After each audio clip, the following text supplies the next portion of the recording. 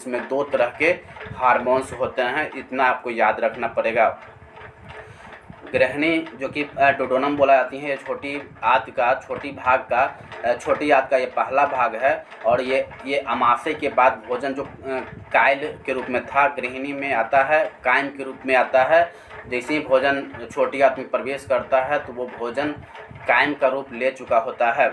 उसमें पित्त मिलना होता है, क्योंकि आपको पहले ही बता दिए थे वीडियो में कि छोटी आंत जो होती हैं वो एसिडिक भोजन को नहीं पचा पाती है, वो जब भी पचाएगी तो क्षारीय भोजन को पचाएगी। तो यहाँ पर भोजन को क्षार बनाने के लिए, एसिड से क्षार बनाने के लिए आपको यहाँ पर पित्त मिलना होगा। और जैसा कि पित्त बनता कहाँ है, तो लीवर में, और स्टोर्ड कहाँ होती हैं, तो आपको पित्ताशय ग्लैंड में, जिसे इंग्लिश में गॉल ब्लैडर बोला जाता है। तो आपको इतना तो पूर्व में वीडियो बताए थे, तो पूर्व में वीडियो अगर नहीं देखेंगे तो आपको पित्त के बारे में कहाँ से पता चल जाएगा। तो निश्चित तौर आपको पित्त का वीडियो देखने के लिए आपको पूर्व का वीडियो देखना पड़ेगा, और तब जाके आपको इस वीडियो में थोड़ा सा फ़ायदा हो सकता है ज़्यादा, और समझने में आपको मुश्किल का सामना नहीं करना पड़ सकता है। तो इस बात पर ध्यान दें, वीडियो ज़्यादा देखें, पूरा देखें, ताकि आपको कोई तरह की दिक्कत कहीं पर नहीं दिखे। तो मेरे ख्याल से आधा वीडियो वॉच करेंगे तो निश्चित तौर पर थोड़ा सा दिक्कत हो सकता है। तो वीडियो को पूरा वॉच करें, पूरा वॉच करने के बाद ही आपको फ़ायदा मिलेगा, ना कि थोड़ा 5 मिनट 2 मिनट देख लिए और जिससे आपको फ़ायदा हो जाए। नहीं, पूरा वीडियो वॉच कीजिए और रेगुलर वीडियो वॉच कीजिएगा, तभी आपको फ़ायदा होगा और तभी आपका अट्रैक्शन बढ़ेगा। तो निश्चित तौर पर आप पूरा वीडियो वॉच करें, एंड देन आपको समझ में नहीं आता तो कमेंट करें, मैं उसको रिप्लाई करने का भरसक कोशिश करूँगा। तो चलिए आज का वीडियो हम स्टार्ट करते हैं। जैसा कि अभी थोड़ा देर पहले बताए कि छोटी आंत का पहला भाग डोडोनम होता है, जहाँ पर एंजाइम्स तो नहीं होता है, परंतु 2 प्रकार के हार्मोन सिक्रीट करता है, जिसके फलस्वरूप भोजन को पाचन स्टार्ट होता है। पहला होता है कोलेसिस्टोकाइनिन और दूसरा होता है सिक्रेटिन। क्या? पहला होता है कोलेसिस्टोकाइनिन और दूसरा होता है सिक्रेटिन। कोलेसिस्टोकाइनिन का काम क्या होता है, तो जो पित्ताशय जो पित्त निकालने के लिए काम होता है, पित्ताशय में जो पित्त स्टोर्ड है उस पित्त को निकालने का काम करता है ये। यानी जैसे ही भोजन जब छोटी आंत में प्रवेश करता है तो एक प्रकार के हार्मोन्स है जिसका नाम है कोलेसिस्टोकाइनिन, और कोलेसिस्टोकाइनिन जब भोजन वहाँ पर जाएगा तो ये पित्ताशय को सिग्नल भेजेगा कि वहाँ से आप पित्त को छोड़िए। क्या? वहाँ से आप पित्त को छोड़िए ताकि भोजन पचना स्टार्ट हो पाए। तो सबसे पहले क्या आता है? सबसे पहले भोजन आता है, और भोजन आने के बाद ही वो इस सिग्नल भेजता है पित्ताशय ग्लैंड के पास, गॉल ब्लैडर के पास भेजता है, और गॉल ब्लैडर जो होती हैं वो पित्त को सिक्रीट करने के लिए न्योता देता है। और जैसे ही वह निमंत्रण आता है तो गॉल ब्लैडर जो होती हैं, पित्ताशय जो होता है वो सिक्रीट करती है। क्या? पित्त सिक्रीट करती हैं, और भोजन जो एसिडिक है उसको क्षार में कन्वर्ट कर देता है ताकि भोजन पचना स्टार्ट हो पाए। तो ये कोलेसिस्टोकाइनिन का इतना ही काम होता है कि भोजन जो एसिडिक है उसको क्षार में कन्वर्ट कर देता है। ये सिक्रेटिन जो होती हैं, सिक्रेटिन क्या होती हैं? ये भी एक प्रकार के हार्मोन्स है जो गृहिणी में होती हैं, डोडोनम पार्ट में होता है। इससे क्या होती हैं? पैंक्रेटिक जूस जो होती हैं, यानी अग्नाशयी रस जो होती हैं, वो सिक्रेट करने के लिए होता है। यानी कहने का मतलब ये है कि सिक्रेट जब भोजन वहाँ पर जाएगा, कहाँ पर जाएगा? भोजन जब पक्वाशय या डोडोनम पार्ट में जाएगा तो ये सिक्रेटिन पार्ट को जैसे ही एक्साइट करेगा तो वो अग्नाशयी रस जो है वो वहाँ से सिक्रीट करेगा और भोजन पचना स्टार्ट हो जाएगा और भोजन पचेगा। तो सिक्रेटिन बहुत ही इंपॉर्टेंट है, क्योंकि सिक्रेटिन से आपको लाइपेज, एमाइलेज और ट्रिप्सिन नाम की एंजाइम्स निकलते हैं जो वसा को, प्रोटीन को और जो कार्बोहाइड्रेट होती हैं उसको पचने में भरसक प्रयास करता है और भोजन को पचा देता है। यानी कि भोजन मेन रूप से जो पचता है वो छोटी आंत में ही पचता है, और छोटी आंत में ही भोजन का कंप्लीट पाचन होता है। और पचने के बाद यहीं पर आपको जो अंगुली जैसी संरचना होती है इलियम पार्ट में, और वो क्या करता है? रस बनाता है, और जिससे हमको खाना पचने में बहुत सारा हेल्प हो पाता है।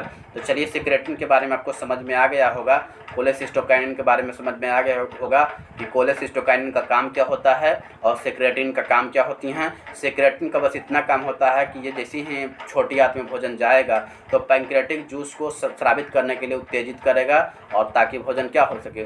पच सके। तो ये सिक्रेटिन का काम होती हैं, और कोलेसिस्टोकाइनिन का काम होती हैं पित्त निकालने के लिए। यानी कि जो पित्ताशय में पित्त स्टोर्ड है उसको सिक्रीट करने का काम कौन करवाएगा? तो कोलेसिस्टोकाइनिन करवाएगा, ताकि भोजन क्षारीय हो सके और पाचन में हेल्प हो पाए। तो इतना तो आपको जानकारी अवश्य होना चाहिए।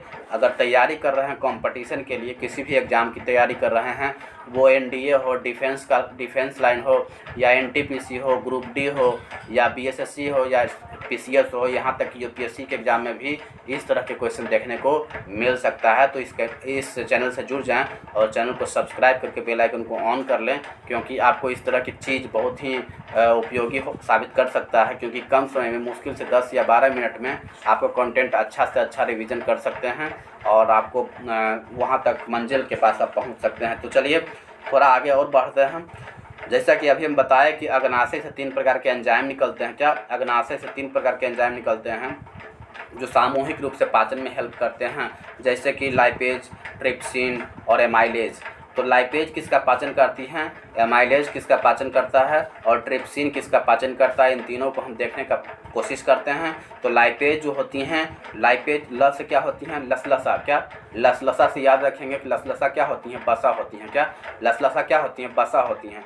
यानी कि लाइपेज क्या करेगा? ये बसा को पाचन करेगा। तो ये पाइसीकृत बसा जो है उसको तोड़कर ग्लिसरॉल और बसीय अम्ल फैटी एसिड में कन्वर्ट कर देता है लाइपेज। यानी कि लाइपेज जो बसा का पाचन करता है, इतना आप याद रखिएगा कि लाइपेज किसका पाचन करता है? जो बसा आप खाते हो ना, उसका लाइपेज पाचन करता है। वो टुकड़ों में तोड़ता है और ताकि भोजन पचना स्टार्ट हो जाता है और ये फैटी एसिड में कन्वर्ट कर देता है। यानी कि बोलेगा कि बसा का पाचन कहाँ होता है, तो आपको बताना पड़ेगा छोटी आंत के डोडोनम पार्ट से निकलता है लाइपेज। सिक्रेटिन निकलता है, अग्नाशयी रस निकलता है लाइपेज, और वहाँ पर क्या होती हैं? बसा का पाचन होती हैं। लाइपेज नाम का जो एंजाइम्स है वो बसा को तोड़कर फैटी एसिड में कन्वर्ट कर देता है। ये लाइपेज की बात हो गया। अब एमाइलेज की बात करेंगे तो एमाइलेज, ट्रिप्सिन जो होती हैं वो प्रोटीन होता है। क्या? ट्रिप्सिन जो होती है वो प्रोटीन को पचाकर पेप्टाइड में कन्वर्ट कर देता है। यानी कि जो प्रोटीन को कन्वर्ट करके पेप्टोन में कन्वर्ट कौन कर दिया था? पेप्टोन में कन्वर्ट आपको अमाशय बताए थे पेप्सिन नाम के हार्मोन के। क्या? पेप्सिन नाम के एंजाइम्स जो था वो अमाशय पोर्शन में था, और अमाशय में ही वो प्रोटीन जो हम खाए थे उसको पेप्टोन में कन्वर्ट कर दिया था। लेकिन अब पेप्टोन से पेप्टाइड में कन्वर्ट करना है तो कौन करेगा? पेप्टोन से पेप्टाइड में कन्वर्ट करेगा ट्रिप्सिन। कौन करेगा? ट्रिप्सिन। और ट्रिप्सिन कहाँ होती हैं? तो सिक्रेटिन के द्वारा जो अग्नाशयी रस से रस प्रोवाइड किया जाता है, एक प्रकार के एंजाइम्स प्रोवाइड किया जाता है, वही होता है एमाइलेज। और एमाइलेज का काम क्या होती हैं? एमाइलेज का काम होती हैं मंड को शर्करा में तोड़ना। यानी जो मंड खाते हैं, मंड क्या होती हैं? स्टार्च होती हैं। क्या होती हैं? स्टार्च होती हैं। उसको शर्करा में तोड़ देता है, शुगर में तोड़ देता है, तो ये एमाइलेज होता है। ट्रिप्सिन बताया अभी, प्रोटीन जो पेप्टोन फॉर्म में है उस पेप्टोन फॉर्म को पचाकर पेप्टाइड फॉर्म में ला देता है। यानी कि ट्रिप्सिन के द्वारा क्या की जाती हैं? पेप्टाइड फॉर्म में कन्वर्ट कर दी जाती हैं। वो प्रोटीन जो पेप्टोन फॉर्म में था उस पेप्टोन फॉर्म को पेप्टाइड में कन्वर्ट कर देता है कौन? ट्रिप्सिन। एमाइलेज जो है वो मंड को शर्करा में कन्वर्ट कर देता है, और लाइपेज जो है वो बसा पाइसीकृत जो बसा है उस पाइसीकृत बसा को तोड़कर ग्लिसरॉल और बसीय अम्ल में कन्वर्ट कर देता है। यानी बसीय अम्ल में कौन कन्वर्ट किया? तो आपको पता होना चाहिए बसीय अम्ल में लाइपेज कन्वर्ट करता है। स्टार्च यानी मंड यानी कार्बोहाइड्रेट का पाचन कौन करता है? तो आपका एमाइलेज करता है। और ट्रिप्सिन जो कि प्रोटीन का पाचन करता है। इतना तो आपको जानकारी अवश्य होनी चाहिए। तो और इसके बाद जो होती हैं, डुओडेनम के बाद आता है जेजोनम। क्या? जेजोनम आता है, लेकिन जेजोनम में किसी भी प्रकार का पाचन की क्रिया नहीं होती हैं। यानी ग्रहणी जो है डुओडेनम जो है उसके बाद भोजन जेजोनम पार्ट में आता है। लेकिन जेजोनम पार्ट में किसी भी प्रकार का किसी भी चीज़ का पाचन नहीं होती हैं, और ये जेजोनम से डायरेक्ट इलियम पार्ट में चला जाता है।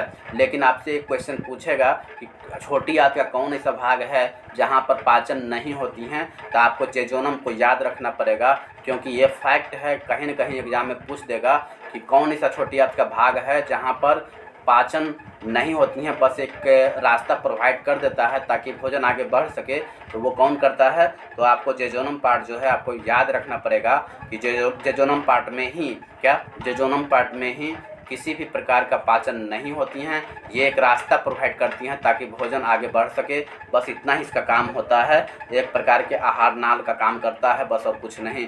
यहाँ पर भोजन का पाचन बिल्कुल नहीं होता है। ये भोजन अब कहाँ बढ़ जाएंगे, तो निश्चित तौर पर डोडोनम के बाद जेजोनम, और जेजोनम के बाद वाला भाग जो है उसको इलियम बोला जाती हैं। क्या बोला जाती हैं? इलियम बोला जाता है। इसको आपको याद रखना पड़ेगा कि जेजोनम के में कोई भी प्रकार, किसी भी प्रकार का पाचन नहीं होता है और इलियम में प्रवेश कर जाता है, और इलियम आगे बढ़ते हैं, इलियम के बारे में जानकारी प्राप्त करते हैं। तो इलियम जो है वो छोटी आंत का अंतिम भाग होता है। क्या होता है?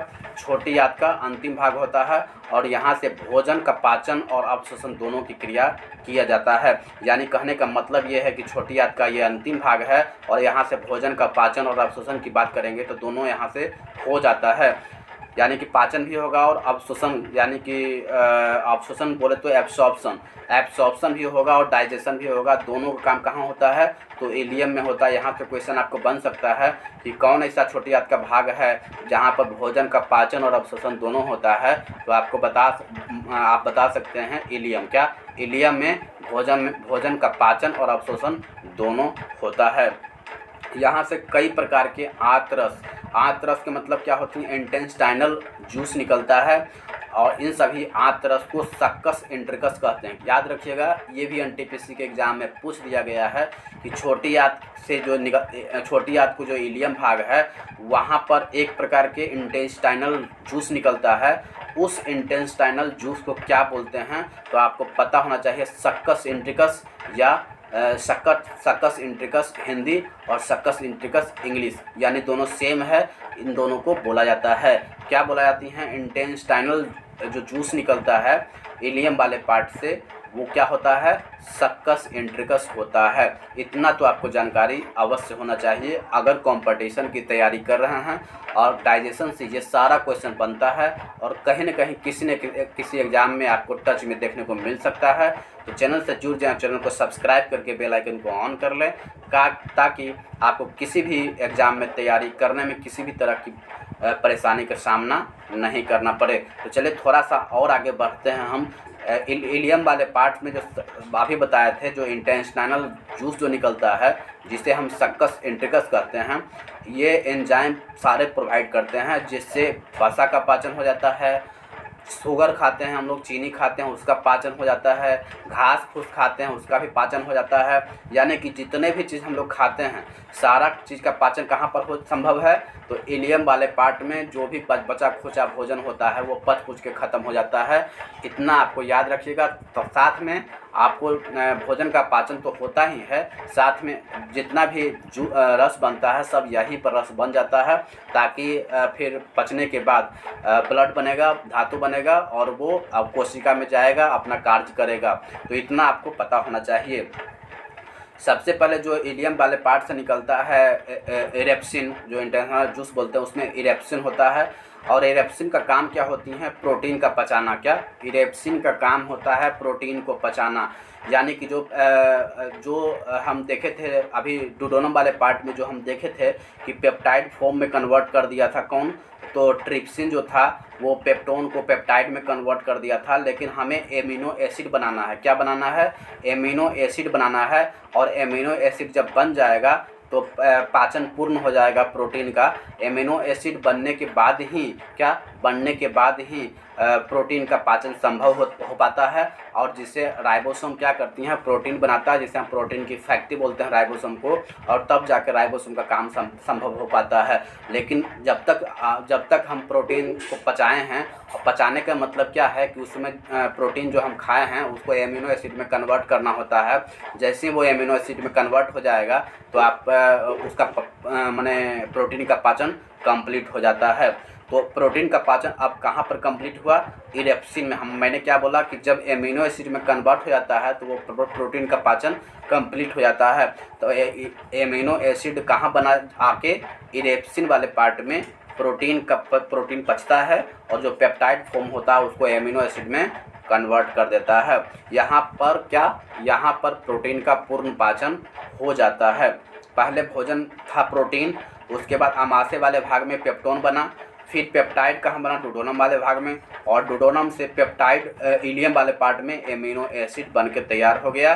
और जैसे ही एमिनो एसिड आ गया, अब क्या करेगा, वो आरएनए में जो होता है, वो आरएनए में एक पार्ट बताए थे एमआरएनए। अब यही जो एमआरएनए होता है वो एमिनो एसिड को आइडेंटिफाई करता है, क्या, एमिनो एसिड को आइडेंटिफाई करता है, और आइडेंटिफाई करने के बाद वो चीज़ों को कहाँ भेज देता है, राइबोसोम के पास भेज देता है, ताकि राइबोसोम क्या करता है, प्रोटीन बनाता है। और प्रोटीन को फैक्ट्री इसीलिए उसको बोला जाती है कि क्योंकि राइबोसोम जो होती हैं वो प्रोटीन का बनाता है, संश्लेषण करता है, इसलिए उससे राइबोसोम को क्या बोलते हैं, प्रोटीन का फैक्ट्री बोलते हैं। इतना आपको पता हो जाना चाहिए। लाइपेज, इसके बाद इरेप्सिन के बाद इलियम वाले पार्ट में ही रहता है लाइपेज, क्या, लाइपेज।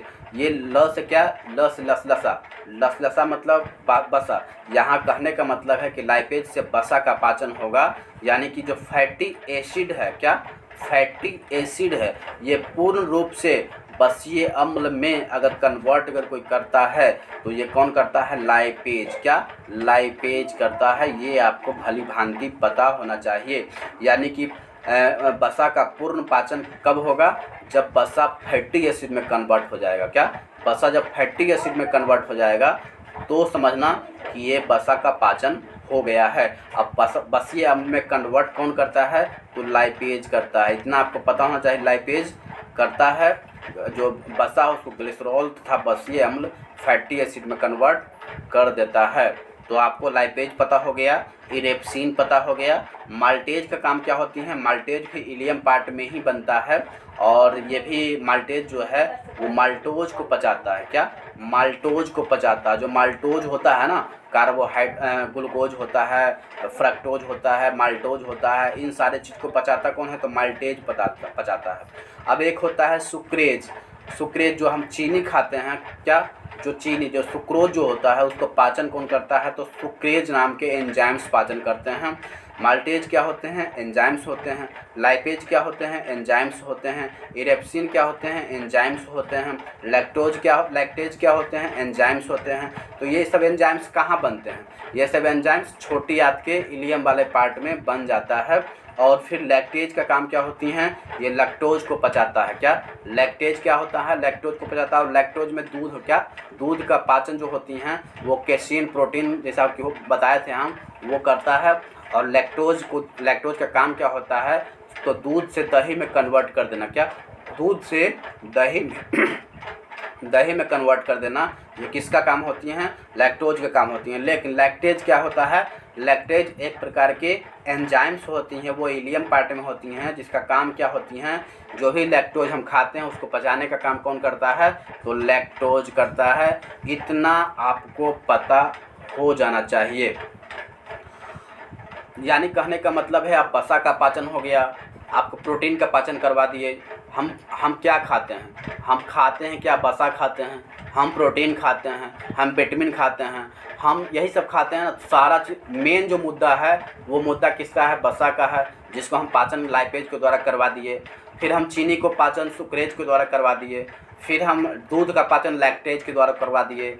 और फिर प्रोटीन का पाचन इरेप्सिन के द्वारा करवा दिए। ठीक है, तो इन सारे चीज़ का पाचन पूर्ण हो जाता है। कहाँ पर हो गया पूर्ण, छोटी आंत में पूरी तरह से पूर्ण हो गया है। यानी छोटी आंत में जितनी भी भूमिका होती हैं, पचाने का काम करती हैं भोजन को, उन सारे भोजन को पचाने का काम कौन करता है, तो आपको याद रखना है छोटी आंत का एक भाग होता है जिसे हम इरेप्सिन, जिसे हम इलियम बोलते हैं। इनमें सारा चीज़ का पाचन हो जाता है। पूर्ण पाचन अगर बोलेगा तो आपको छोटी आंत में कंप्लीट हो जाता है। अब एक चीज़ यहीं पर आओ, एक होता है भी आकार के होता है विलाई, इसको बोलते हैं, क्या, भी आकार के इलियम वाले भाग में ही होती हैं, एक प्रकार के विलाई होती हैं। और विलाई का काम क्या होती हैं कि भोजन जो पच गया, क्या, भोजन जो पच गया उस पचे हुए भोजन से रस निकालना, क्या, जो रस धातु बनता है जो यहीं से बनता है, विलाई से ही आपको धातु बनना स्टार्ट हो जाता है। तो ये विलाई बहुत ही इम्पोर्टेंट चीज़ है, जो धातु ब्लड आखिर बनाने का काम जो करता है, यहीं से बनना स्टार्ट होता है सारा चीज़। ठीक है, तो आपको पता होना चाहिए विलाई जो छोटी आंत में का अंतिम भाग में होती हैं, इलियम वाले पार्ट में होती हैं। और इसका काम क्या होती हैं, अवशोषण करना। क्या इसका काम मेन बोल सकते हैं तो क्या बोल सकते हैं, अवशोषण करना इसका बोल सकते हैं काम होता है। अब एक चीज़ और आप लोग पढ़े होंगे कि भोजन करने के तुरंत बाद बोला जाता है, डॉक्टर साहब बोलते हैं या कहीं बहुत सारे लोग बोलते हैं कि भोजन करने के बाद पानी नहीं पीना चाहिए। क्यों नहीं पीना चाहिए, तो याद रखिएगा, अभी बायोलॉजिकल फेनोमेना हम बताते हैं कि भोजन करने के बाद पानी क्यों नहीं पीना चाहिए। तो देखिए, ऐसे तो अग्नाशय में जो आग प्रज्वलित होती हैं, धार्मिक मरम्मतों में कहा गया है कि आग मिट जाता है। क्या आग अगर बुझ गया तो वो पचना बंद हो जाता है। जैसे आप चावल को पकाते हो तो कैसे पकाते हो, अग्नि में पकाते हो। तो जैसे अग्नि में पकता है तो अगर उसमें पानी डाल देते हो तो क्या वो पक पाता है, क्या वो सही से हो पाता है, नहीं हो पाता है। वो भोजन जो आप किए वो पचता है, पचता मतलब पकना, क्या पकना, वो पकता है। पहले पकेगा कैसे, आप उसमें पानी डाल दोगे थोड़े पकेगा, तो फिर पानी नहीं डालना पड़ेगा। इसलिए बोलता है कि आप खाना खाओ पानी नहीं पियो। पानी पीना है 10 मिनट 15 मिनट के बाद पानी पी सकते हो, आधा घंटा के बाद पानी पी सकते हो, परंतु खाना खाने के तुरंत बाद पानी पीना वर्जित है। आप किसी डॉक्टर से सलाह ले सकते हैं। ये सब के बारे में आपको डॉक्टर साहब विशेष रूप में बताने का प्रयास करते हैं वो लोग। तो आपको भोजन करने के बाद पानी नहीं पीना चाहिए क्योंकि एंजाइम्स पतला हो जाता है। ये बात। अच्छा, एक बात और देखने को मिलता है कि भोजन करने के बाद नींद आने लगता है। अब नींद क्यों आता है, अक्सर देखते होंगे लोगों की भोजन किया और फिर लेटने का इच्छा करता होगा आप लोग को। तो लेटने का इच्छा क्यों करता है, लेटने का इच्छा इसलिए करता है क्योंकि जितना भी ब्लड होता है माइंड में जितना भी ब्लड होता है वो पचाने के लिए छोटी आंत के जो दीवार होते हैं वहाँ पर ब्लड पहुँच जाते हैं। यानी कि जितना भी ब्लड होता है वो पैर का ब्लड या फिर सर का ब्लड, जो ब्रेन का ब्लड बोलते हैं, वो ब्रेन का ब्लड कहाँ चला जाता है, तो छोटी आंत की दीवारों में चला जाती हैं, जिससे कि छोटी आंत में जिससे कि ब्रेन में ब्लड की कमी हो जाती है। और आप जानते हैं कि ब्लड की कमी होगा तो क्या होगा, आपको नींद आने लगेगा। तो वही नींद क्यों आता है, क्योंकि ब्रेन का ब्लड जो होती हैं वो भोजन को पचाने के लिए छोटी आंत के दीवारों में ब्लड चला जाता है, जिससे कि क्या होता है, नींद आना स्टार्ट हो जाता है। और लोग नींद जैसे ही 2 घंटा चाहे 1 घंटा होता है तो 1 घंटा के बाद नींद अपने आप ख़त्म हो जाता है। क्यों, क्योंकि भोजन जो होती हैं वो अमाशय वाले पोर्शन में अंतिम भाग में चला जाता है। अंतिम भाग फंडिक में लगभग पहुंच जाता है। अब फंडिक में जाने के बाद आपको जो मेन पचना स्टार्ट हो जाता है वो ख़त्म हो जाता है। फिर अपना शरीर का काम हो जाता है पचाने का, जो अंदर में जो प्रोटीन हैं, जो एंजाइम्स हैं, उनका काम हो जाता है पचाना। फिर आपका ना तो पानी का कोई रोल है, आप पानी पीजिएगा कोई फ़र्क नहीं पड़ेगा, क्योंकि पानी फिर उसको कुछ बिगाड़ नहीं पाता है। क्योंकि 1 घंटा के बाद अच्छा, जब कल्पना कीजिए जब चावल पक जाता है तो चावल जब पक जाता है तो उसमें पानी डाल दो या नहीं डाल दो, कोई असर पड़ता है क्या, नहीं असर पड़ता, क्योंकि चावल वो तो पक गया। और जब चावल पक जाता है तो क्या असर पड़ेगा, कुछ असर नहीं पड़ेगा। उसी प्रकार पेट में जब भोजन फंडिक वाले भाग से हट जाता है तो फिर कोई असर नहीं पड़ता है, उसमें पानी डालो चाहे कुछ भी करो, कोई असर नहीं पड़ता है। तो यही होती हैं, आपको कम से कम 10 मिनट के बाद पानी पीनी चाहिए। और आपको बहुत चीज़ बता दिए हैं, नींद कैसे आता है भोजन करने के बाद ये भी बता दिए हम। फिर प्रोटीन का पाचन कर दिए, वसा का पाचन कर दिए, एलियम में पूरे चीज़ को समझाने का प्रयास कीजिए। अवशोषण जो होता है विलाय करता है अवशोषण, उसके बारे में समझा दिए। फिर डुओडेनम के बारे में समझा दिए, जिसे पकवासें बोले जाती हैं। कोलेसिस्टोकाइनिन और सिक्रेटिन के बारे में समझाने का भरसक कोशिश किए हैं। तो मैंने हर चीज़ को समझाने का भरसक कोशिश किया है। फिर भी आपको समझ में नहीं आया तो कमेंट कीजिए, मैं उन कमेंट को पढ़ूंगा और रिप्लाई करने का भरसक कोशिश करूंगा। चलिए अभी के लिए इतना ही, फिर मिलेंगे अगले वीडियो में, अगले मोटिवेशन, अगले टॉपिक, अगले सब्जेक्ट के साथ। जय हिंद, जय भारत, वंदे मातरम।